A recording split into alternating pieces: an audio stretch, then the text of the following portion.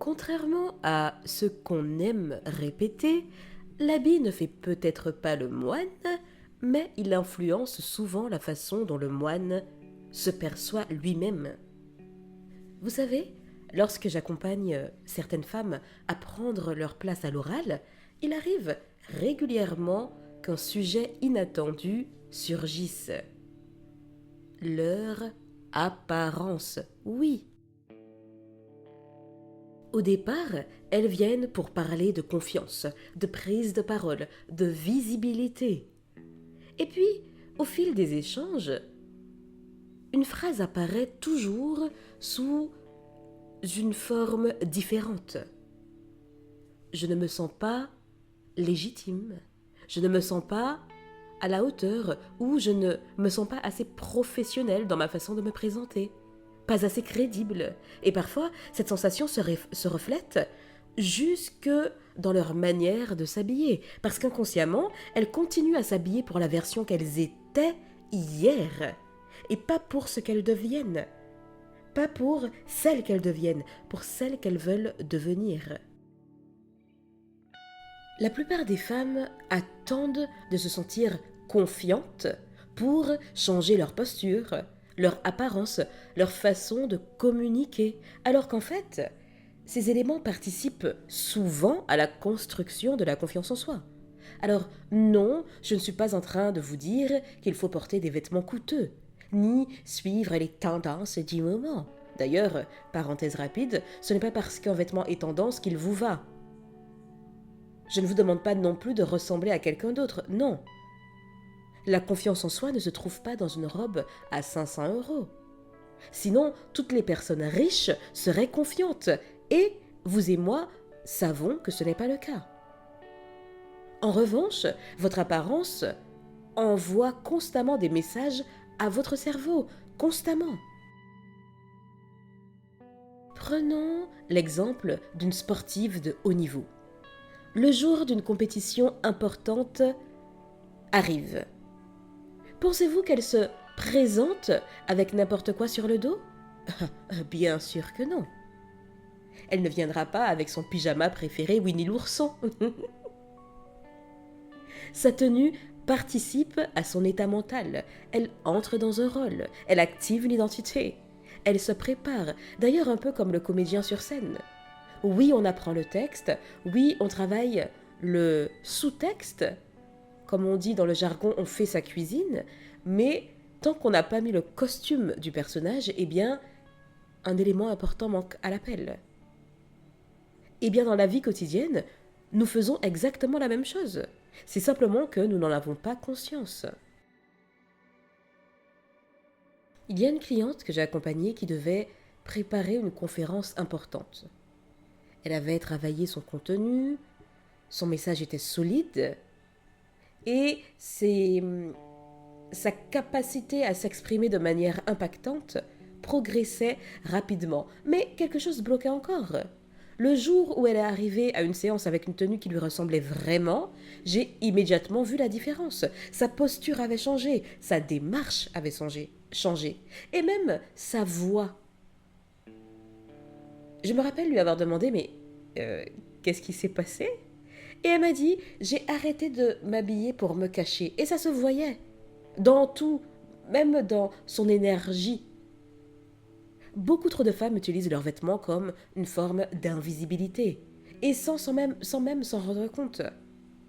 Elles choisissent ce qui ne se remarque pas, ce qui ne dérange pas, ce qui risque de ne pas attirer l'attention. Enfin, ce qui ne risque pas d'attirer l'attention. Et puis elles se demandent pourquoi elles ont du mal à se sentir visibles.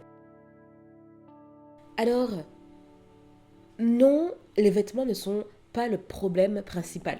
Ils sont souvent le symptôme, le reflet de ce qui se passe à l'intérieur. Mais parfois, modifier l'extérieur aide aussi à transformer l'intérieur. Supposons que demain, vous soyez invité à prendre la parole devant 500 personnes. Je suis prête à parier que vous ne choisiriez pas votre tenue au hasard. Parce que Intuitivement, vous savez que votre apparence influence votre état émotionnel et pas seulement la façon dont les autres vous perçoivent. Vous savez qu'elle peut soit renforcer ou soit affaiblir votre sentiment de confiance. Et ce mécanisme ne disparaît pas parce qu'il ne s'agit que d'une réunion ou d'un appel en visio. Oui, même pour un appel, votre cerveau continue de recevoir des signaux chaque jour.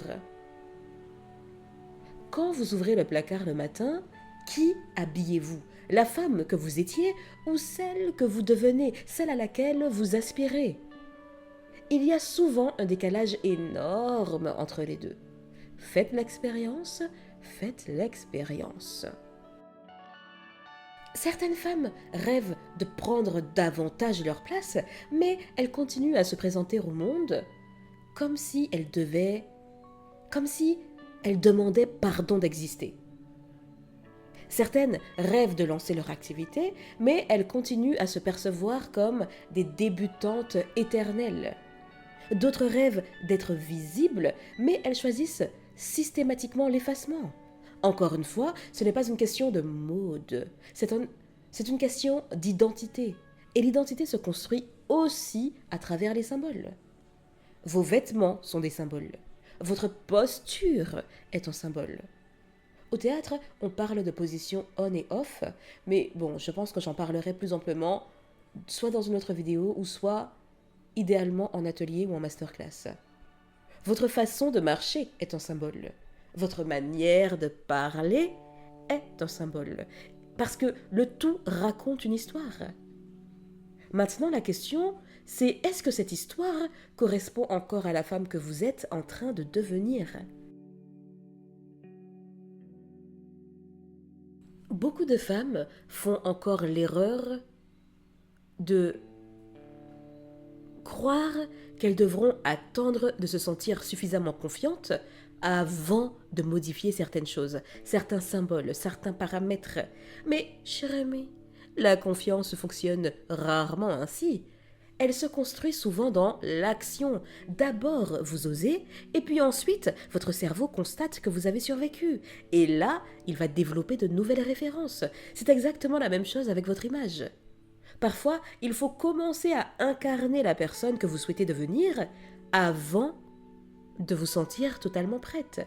Et oui, je sais que ça peut paraître un peu loufoque, un peu étrange, mais regardez autour de vous. Les personnes qui inspirent confiance ne sont pas toujours les plus compétentes, hein.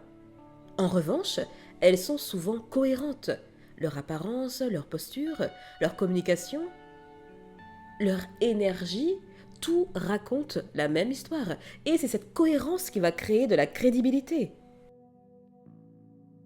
La prochaine fois que vous vous habillerez, demandez-vous, est-ce que cette tenue soutient la femme que je veux devenir ou celle que j'essaye de quitter?